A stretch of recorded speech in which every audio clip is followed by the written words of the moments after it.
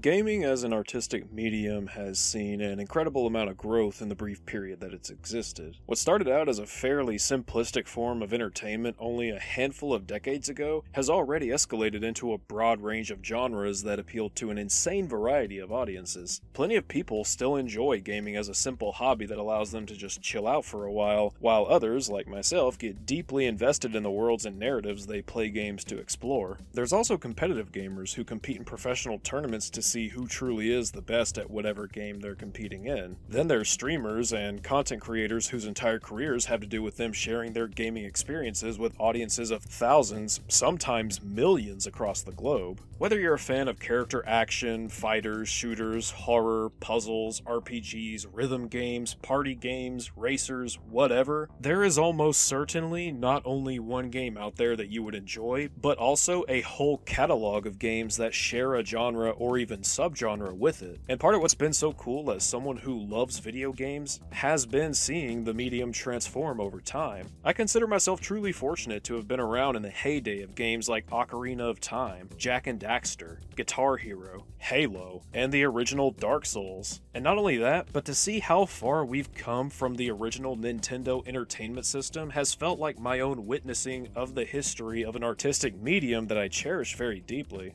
And yeah, I ain't afraid to say it. I love video games. I may not love every game. Those of you who've been subscribed for long enough certainly know that all too well. And sure, I don't love what's been happening to the medium in recent years, but I will always love video games as an artistic medium. So, I know I'm not some big figure in the world of gaming. I don't have an audience like Markiplier or the funds of a major journalism site, but I at least have hope that maybe, just maybe, what I have to say here will resonate with others who love this medium as much as I do. Because holy moly, this medium is being absolutely ransacked with corporate greed right now. Here's the thing, the gaming industry is a lot bigger than what's going on just over here in the West, but we also shouldn't underestimate how broad of an impact one region of the entertainment industry can have on the global landscape. We'll talk soon enough about some of what's happening out east, but for now I want to focus on what we're seeing over here in the West, and why, in the immortal words of my homie Alfred, things are always going to get worse before they get better.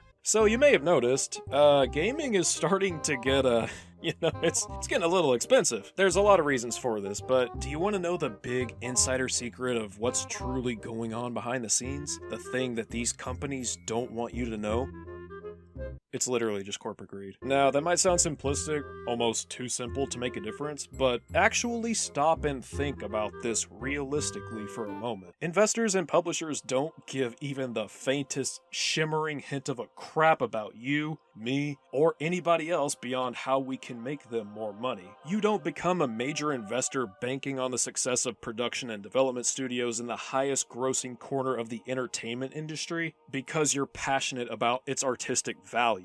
You do it because you want to make money. I don't know who needs to hear this, but the people funding the industry of video games do not care about you. All of these garbage, anti-consumer practices we've seen cropping up over the years, releasing unfinished games, the bastardization of physical media, battle passes and microtransactions that end up collectively costing significantly more than the already overpriced game itself. The overpriced games? Trust me, we'll get to that. But do I really need to explain to all of you that these things are not being implemented for the betterment of our video games? They're not. These leeches could not care less about actually providing us with better games. All they care about is hyper-optimizing the play experience in a way that convinces you that you need to spend more and more of your hard-earned money. AAA gaming culture isn't being personally directed by artists, it's being financially optimized by people who will do anything to make more money more quickly. All at the expense of people who actually love the medium, and all while those suits actively avoid doing real work to actually contribute towards this medium. Take a moment to seriously imagine some of our old school classics if they were released nowadays. Ocarina of Time is one of the most definitive video games ever made. It's basically this medium's Lord of the Rings. Now imagine it coming out half-finished, riddled with hilarious game-breaking bugs people are finding en masse day one, almost no original game design to speak of, DLC announced before the game has even released, microtransactions, some pointless online peripheral content, bonus content for Nintendo Online subscribers. I imagine you get the idea. Now take a moment to think about how truly amazing so many single-player experiences nowadays could be if they weren't being dogpiled with these ridiculously intrusive, corporately inclined design elements. A lot of people like to hate on Ubisoft, but I'll be the first to tell you, Assassin's Creed Origins and Far Cry 5, those are both amazing open-world games. But I also think they could have been way better if they weren't plagued with microtransactions and other modern design trends. Imagine the first Halo or Time Splitters or even GoldenEye and having to pay regularly for a subscription service just to be able to play them with others, not being able to utilize split screen, needing a separate TV and console to play any co-op, having to cough up regular payments that rival the Taken King or Shadow of the Erdtree just for content those games included on disc. I'm still recovering from the failed promises and wasted potential of Overwatch 2. Don't even get me started. Hell, imagine Destiny, but if we actually got the version that most fans were envisioning prior to 2014. Shout out, by the way, to I Hate Everything for the best video series on YouTube. I listen to that whole thing at least once a year, for real. And it's not just the games themselves that are being oversaturated with lame corporate interests. Even the platforms are becoming more and more monopolized with each passing generation. There was once a time where the only money you had to spend to play a game online was the money it cost to get the game and its platform. Steam is arguably the largest and most prolific ongoing online gaming service available to us right now, but unfortunately it's only accessible by investing an absurd amount of money into a PC thanks to rising prices which have resulted from tech billionaires hoarding the essential tech. And while I'm glad playing online via Steam is free, I also have a sneaking suspicion that that will be changing sometime this upcoming decade. PlayStation Plus wasn't a requirement to be able to enjoy your favorite online games. Anyone with a connection could go online and play Black Ops or Uncharted. And look, I think the inclusion of free games with a subscription service like PS Plus or Nintendo Online is really cool. I can say personally, I've discovered some seriously amazing games thanks to these services. But the fact that these are required for you to be able to play online with your friends for all but a select very few games is a complete and total sham. I remember a time where games were starting to require a one-time payment of about $10 so that you could play the online mode, and how only brand new launch copies of the games would come bundled with an online pass. People hated this so much that the companies had no choice but to drop the idea entirely. Now people pay the same price on a monthly basis for what is effectively the same exact thing that they protested way back when.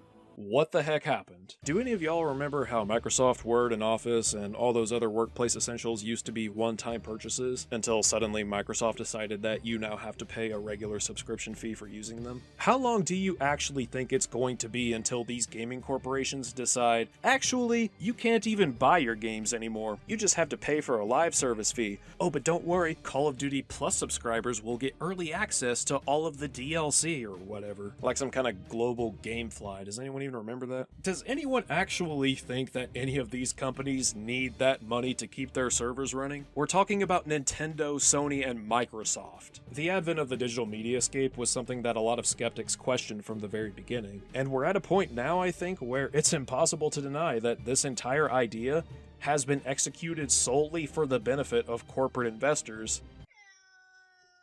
Hello, bud. Rather than the consumers themselves. Digital media is one of the most anti-consumer business models on the planet. Just recently, Sony took down hundreds of movies that were available to purchase through their digital library. Customers who paid their money for this content weren't even given the option to permanently back up their movie files. They weren't given any sort of alternative, refunds, nothing. It was all just gone, like Papa shopping for cigs. Oh, and wouldn't you know it, Sony is ending production of disc-based physical games starting in 2028. Oh, and they're shutting down the PS3 and Vita stores next summer also. So, the big plan for going all in on digital media starts with showing us how easily y'all can and will take away all of our digital media without even warning us or giving us any sort of compensation. And if you seriously think that these companies are not so greedy that they won't go even further on monetizing every aspect of your gaming experience in the future,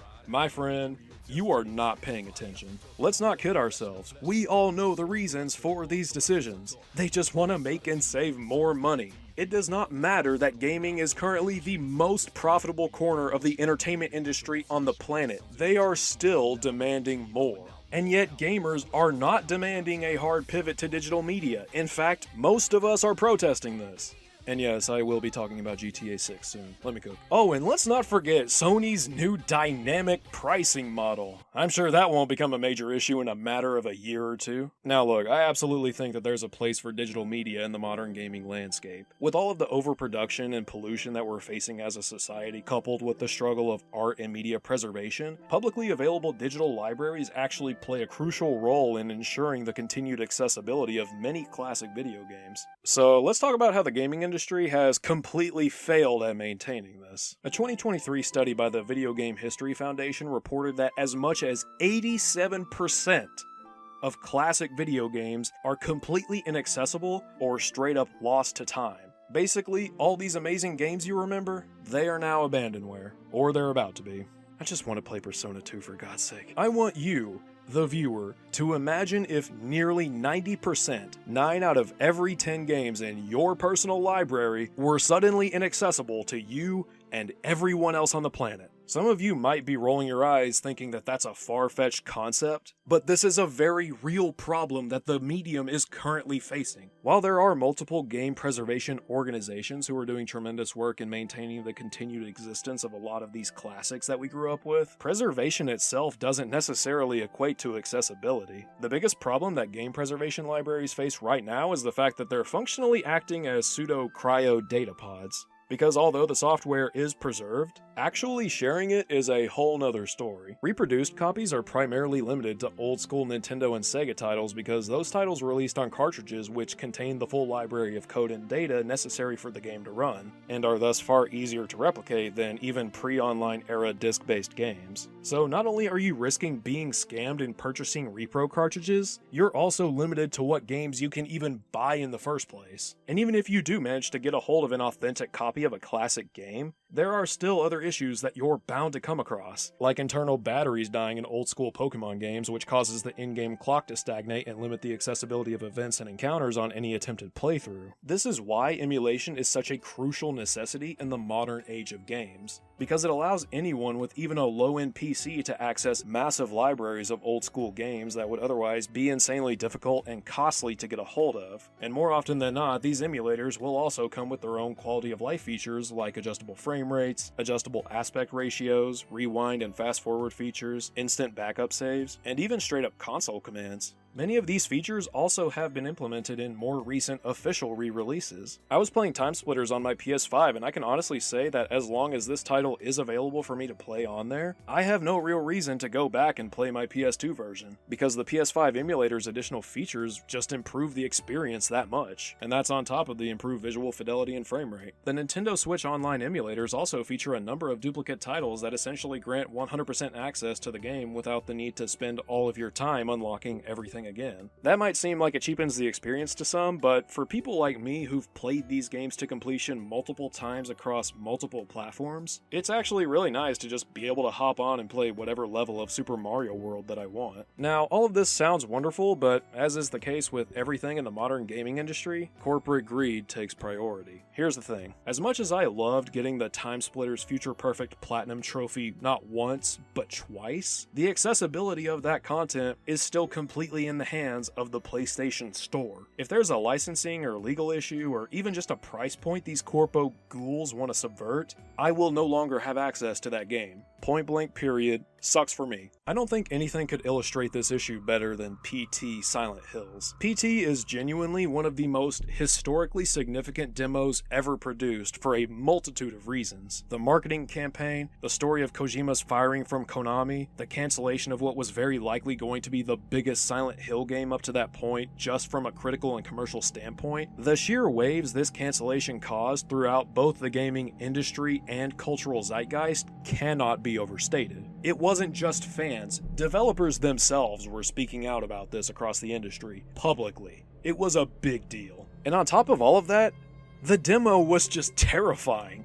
To this day, this might be the most photorealistic game I have ever played. And that uncanny nature played a huge role in what made it so impactful. The Fox Engine's capabilities being hyper-condensed into this simplistic, playable teaser combined with Kojima's strange and creative collaborative vision with Guillermo del Toro made for an experience that was as remarkable as it was unforgettable. That demo has not been available to download for over a decade. There are actually some tech tricks that you can play around with to re-download PT, but for those who don't have access to a PlayStation 4 with an account that had PT in its content library, you're just SOL. For anyone with an interest in the history of video games, particularly when it comes to horror, you've just been screwed out of this experience for really no reason at all. This completely free bit of revolutionary marketing and a historical benchmark in the horror gaming subgenre is just needlessly being kept from those who would benefit from experiencing it. What, because the game was canceled, they don't want it to appear as if they're marketing a product that'll never come out? My brothers in Lucifer, you guys still have the trailers and marketing up on this very website.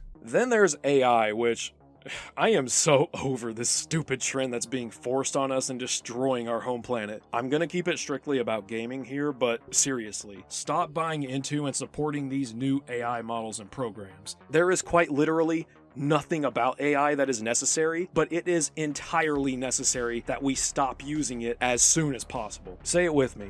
We are not ready for this technology. Now, when it comes to video games, I've got two main gripes I want to talk about. There's asset rendering, and then there's content generation. Asset rendering is a bit more nuanced of an issue, and at first it might even seem like a mostly harmless practice. So if you play Resident Evil 9 on the PS5 Pro, for example, the PS5 Pro comes with an AI rendering utility which effectively works to maintain real-time rendering. Basically, it tries to make your games look pretty faster. Less texture pop-ins and a reduced tax on performance operations. That's the gist of it anyways. If you want a real proper breakdown, there are plenty of videos available that do so. So, what's wrong with this exactly? Well, it all ties back into the issues of gaming becoming such an expensive industry to develop for, particularly when it comes to AAA studios. Games releasing in these unpolished, messy states only to get patched up later has been a trend for over a decade now, and it honestly feels like it's only getting worse, at least at a general level, especially over here in the West. Probably the single biggest factor that's contributed to this is the sheer cost and time of developing these games. A lot of studios honestly have to cut corners in order for their games to be completed in the windows that they're given.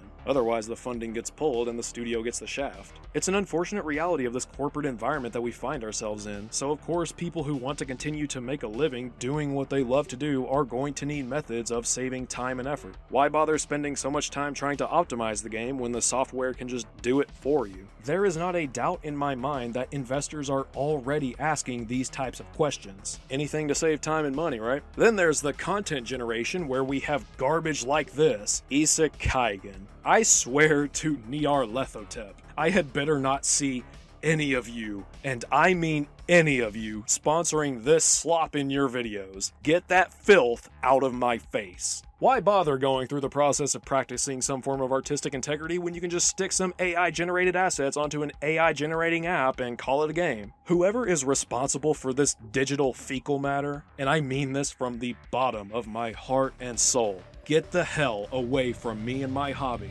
you soulless, bottom-feeding, morally and creatively bankrupt, blood-sucking maggots. I'm literally sweating. Going back to the issue of inaccessible classics and abandonware, I think the most egregious example of games being made inaccessible to modern gamers is Nintendo. Just the company as a whole. Because not only do they lock their old school content behind the online paywall, but they also go out of their way to legally dogpile any attempts at making this content accessible through unofficial means. Locking online play behind a subscription service is already greedy, but locking nostalgic and iconic classics behind it without the option to even buy them separately is just a whole nother level of scumming. At least the games you get through PS Plus are relatively recent releases that you can still buy even on the PlayStation Store itself. And oftentimes the games featured are genuinely high quality titles. Even the 2018 God of War was made free through it not too long ago. And if I'm not mistaken, I think even Spider-Man Miles Morales was. The weirdest part is that Nintendo for a while actually seemed like preserving its classics was something of a task.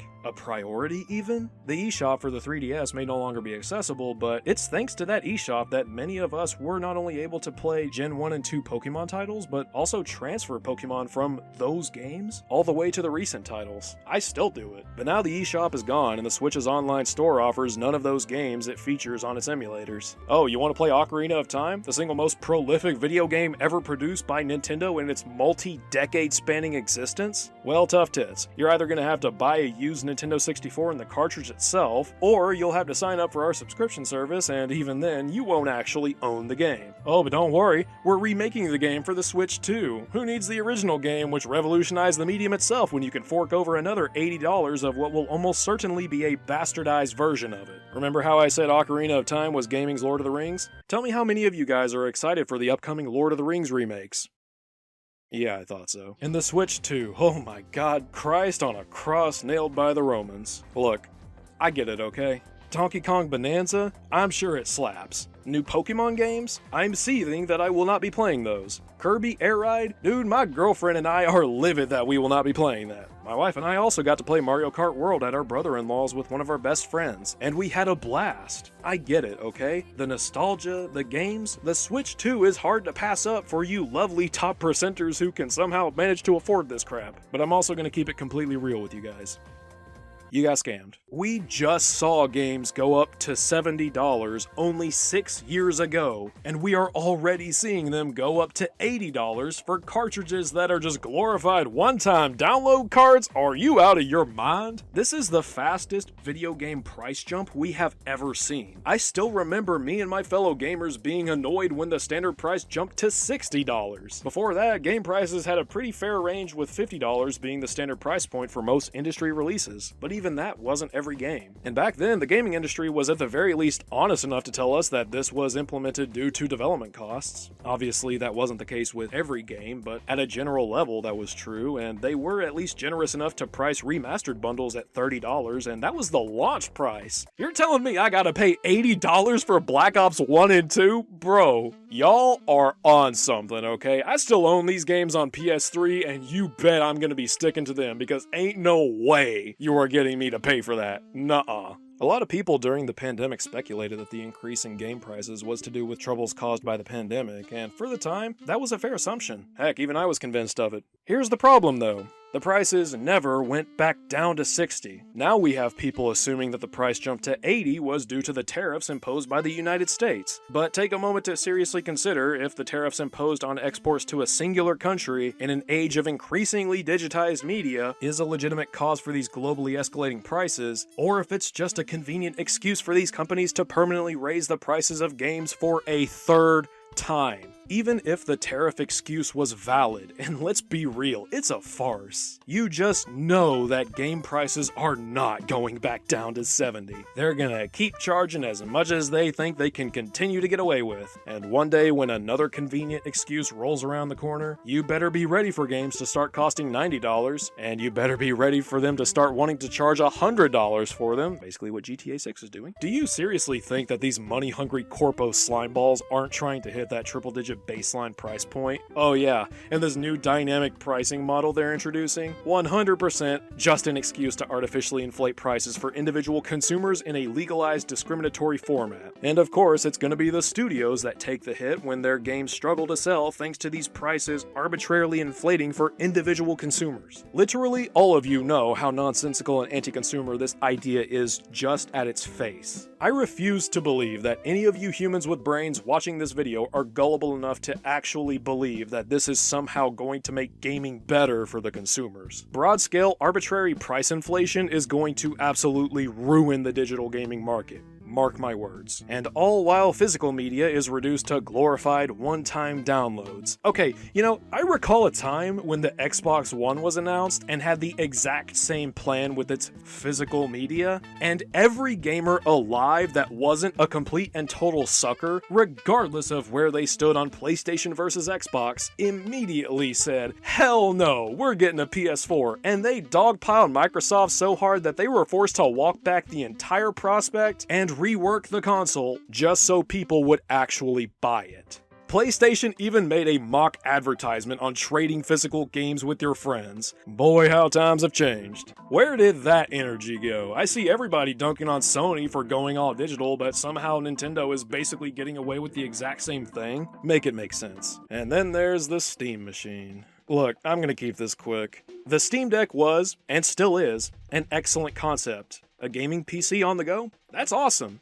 The Steam machine? Not only is this concept completely redundant right now, but it is 100% going to get worse with time. Here's the thing, the Steam machine is basically Valve's direct console competitor, and honestly, even just saying that feels really weird. PC has always been, and really always will be, its own sort of realm of gaming. And I love that about it. It deserves to be its own sort of thing. Even the Steam Deck wasn't really in any direct competition with the Nintendo Switch. But now they are giving us a direct console competitor. And as we've all hopefully learned by now, competition breeds trends, trends inevitably get replicated, and replication leads to consequence. So ask yourself this. What's one thing that Valve offers through Steam that no console currently offers? If you answered free online play, thumbs up and gold star. High five, man. You can high five me by liking the video. And hey, this thing is already going to be $1,000. Valve doesn't have a reason to charge you a subscription fee for playing online. That sort of leg up could prove to be a major difference maker in competing against other platforms. So what do you think happens once they've secured that audience? Because hey, Sony didn't have to start charging, neither did Nintendo. Hell, Microsoft never had to in the first place. They just did it. Nintendo and Sony only ever did it when they knew they'd secured their audience. What sort of games do you think Steam will make free for its Steam Plus subscribers to keep them from abandoning the service once they have to pay for playing online? And what's more, if the Steam machine does perform well sales-wise, how do you think Sony, Microsoft, and Nintendo are going to feel seeing new competition from a $1,000 console? There are already inside rumors that the PlayStation 6 is going to be $1,000, and that's for a console we already know won't even have a physical media drive. But even if it's not a whole thousand, you can bet it's going to be closer to 1,000 than it will be 500. Also, with Steam entering into direct competition with the big three, how long do you think it's going to take Sony and Microsoft to pull their games off of Steam? All you PC players who were so excited to finally play Ghost of Tsushima, God of War, Horizon, how much longer do you think you have left to actually play those titles? I suppose you could make the argument that this may not be a thing since we do have games like Halo and Gears of War on PlayStation now, but still, corpos are corpos. I don't trust any of those slime balls anymore. But before we get into what I think needs to happen going forward, there is one more thing that I've got to talk about.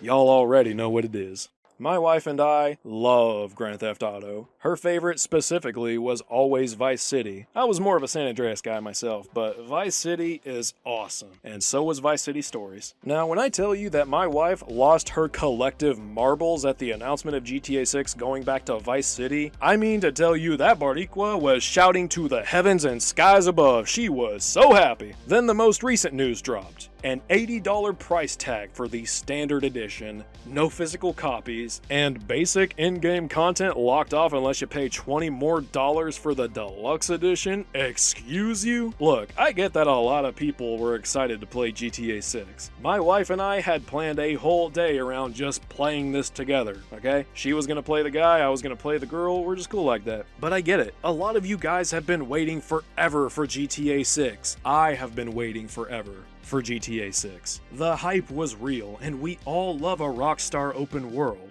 But be serious, $100? My dude, you can buy a PS2 and the Grand Theft Auto trilogy on the PS2 for that much, and I guarantee you, you will have way more fun playing those games than you ever would GTA 6. I think what annoys me the most about all of this though is that we are now facing what used to be collector's edition prices for incomplete versions of games. Catherine Full Body dropped in 2019 and the $80 edition came with a steelbook, the soundtrack, and a plushie. All that for $80. But Rockstar Games, one of the most financially lucrative studios in the gaming industry, can't even be bothered to give you a complete version, let alone a physical copy, for the so-called standard edition that is the same price. If this is the standard we can expect of games going forward, count me out, man. I am done with this garbage. I'm just gonna keep it real. This industry needs to experience a meteoric crash. There's been a fair amount of speculation over the years that the gaming industry is headed towards another crash, and for a while, I honestly thought it was just baseless speculation. Sure, back in the 7th generation, from about the late 2000s to the early 2010s, there was plenty wrong with the industry. Hell, there was plenty wrong before that. Gaming's always been a highly marketable section of the entertainment industry, but it wasn't always this unsustainable, anti-consumer, ever-inflating corporate hellscape that we're stuck with now.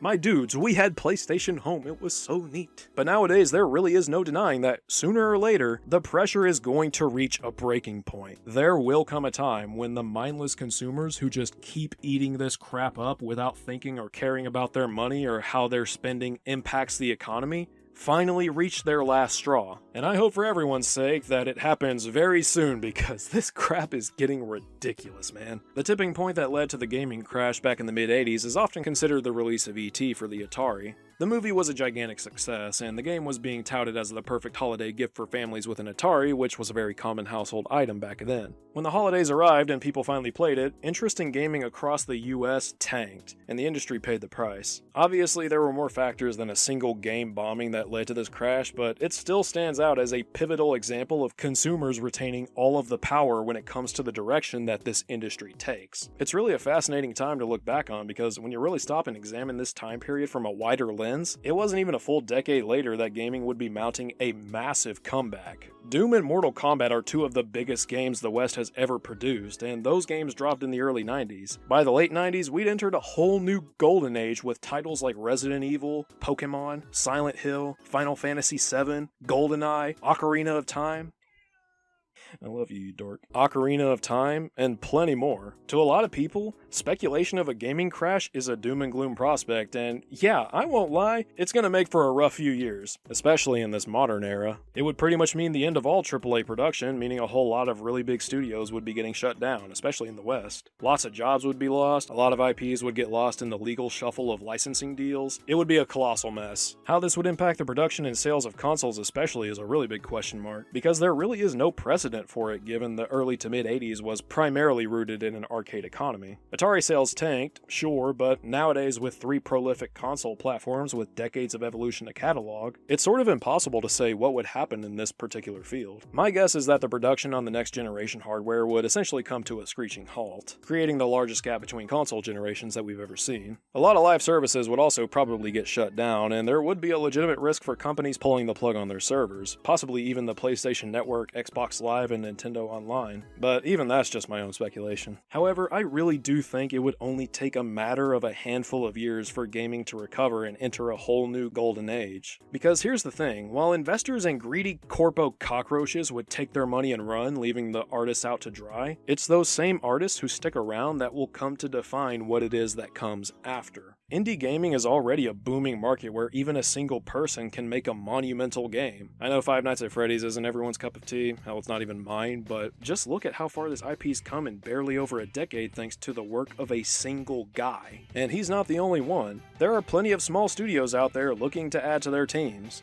Voice actors will always be interested in finding more work. There is no shortage of aspiring designers. Literally everybody with an interest in video games wants to be a playtester. And there are more than enough writers out there looking to make their mark in the gaming industry. I would know. I'm one of them. The point is, video games as an artistic medium won't stop persisting just because video games as an industry is in ruins. In a post-crash era where the corpos are nowhere to be seen and money isn't the sole factor driving a game's development, creativity and artistic integrity will thrive. It'll be hard, especially in those first few years after, but I can personally attest that hard times do not stop the pursuit of artistic fulfillment, and I truly believe that this will be for the greater good of this medium. My only hope going forward following a big gaming crash is that studios won't fall prey to these predatory investors. Just as quick as those suits will be to abandon the industry the moment things go wrong, they will be eager to come back the moment that interest hits another peak. So hopefully by that point, developers will have learned their lessons and become much more selective about who they partner up with.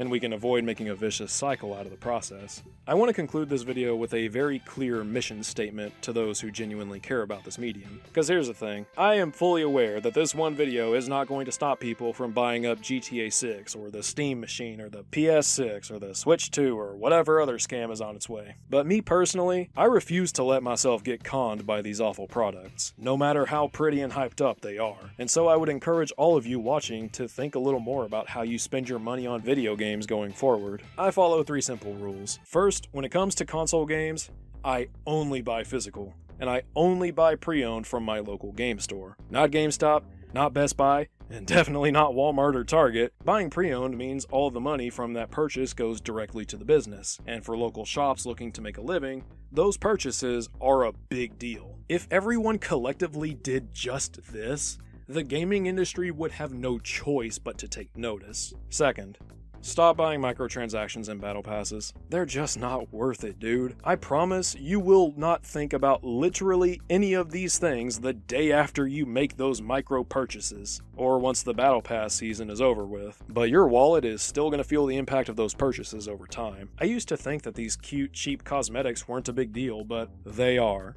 I've learned my lesson, and for those of you who think it won't happen to you, guess what? The clock's ticking. And finally, stop buying into hype culture and stop giving into FOMO. You do not need that game day one. You do not need to pre-order anything. I know you're excited to play it. I know it looks epic. I know you and your buddies want to talk about it. And I know that you are the most enlightened and intellectual critic across Mother Earth's sweet bosom. But you have already waited to play it. You already have other games to play. You already have a life of your own with other things going on. Literally, just wait one more week and get it pre-owned from your local game store. It'll contribute to your local business, and you'll get it cheaper than you would have otherwise. Bonus rule: say no to AI. In fact, if I find out that you paid money for some AI slop, I'm gonna come to your house and do this.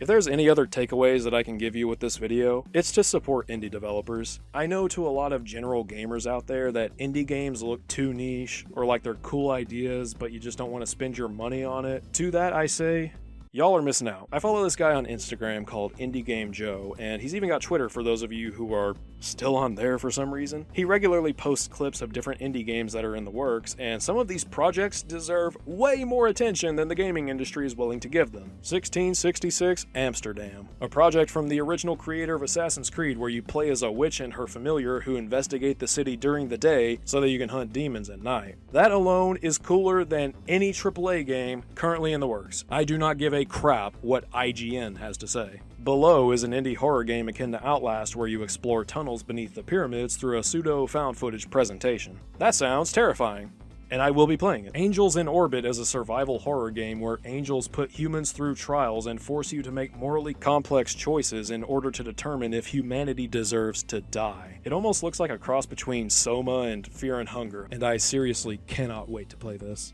Siren is a game where you can customize your own mermaid and can either calmly explore a massive ocean environment or go hunting down creatures that lurk in the depths, including a Spinosaurus. As a vocal enjoyer of both mermaids and dinosaurs, this is the coolest game ever made. And speaking of dinosaurs, I know for a fact that many of you, at least 3 of you, probably 3 of you, I have no idea what views this video is going to get, have heard of Dino Blade, a game where you play as a Spinosaurus wielding a giant sword and you fight other dinosaurs. Also, I love how much love the Spinosaurus is getting. Shout out to my big sail boy. This is probably the first Souls-like game that I've ever seen that wasn't just a carbon copy of Dark Souls, and it looks rad as hell. Or how about Boars in Rome, a parkour game that's like Mirror's Edge meets Counter-Strike Surfing where you traverse a dystopian Rome. Apparently there will even be custom maps for this. I've been waiting for a successor to Mirror's Edge for so many years now, so I'm really excited to see where this project goes. Or how about The Last Harbor, an open world zombie game where your base is a boat and the map is an archipelago. Do I even need to say more? The answer is no. Or how about Bergfried? I think I said that right. A game where you build your own medieval kingdom and defend it from night armies. The building mechanics alone just remind me of those park building Jurassic Park games, so that alone has me sold. Do you like BioShock?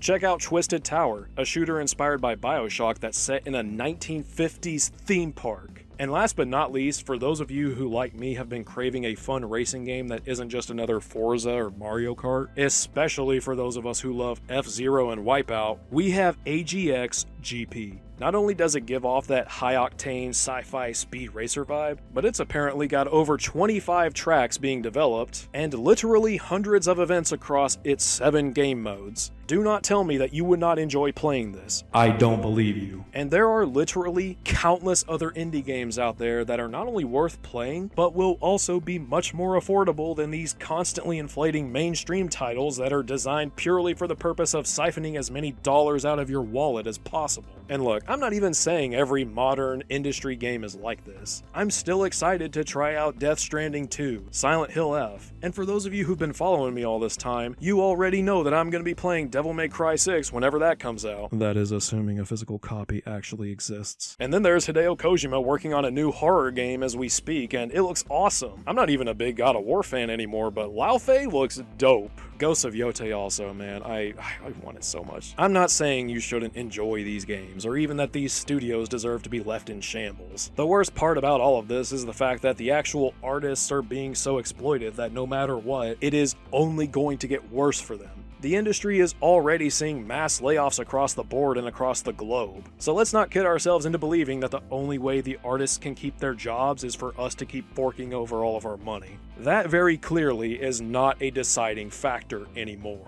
But at least when the crash finally happens, they'll finally be free of these corporate parasites. Until that time comes, all I can say is that I hope you spend your money wisely. If you guys are interested in hearing more of my thoughts on the gaming industry, or maybe seeing me check out or even review some classics or indie games, please feel free to leave a comment letting me know what you'd like to see now that I'm back on YouTube. I honestly don't even have much of a plan going forward. I'm really just trying to keep my content open to whatever you guys want to see or whatever I feel like making at the time. So all of your suggestions are welcome. Until next time though, thank you so much for watching. Drink water, hug your loved ones and tell them you love them. Be nice to the next person you see. Treat yourself to a delicious snacky.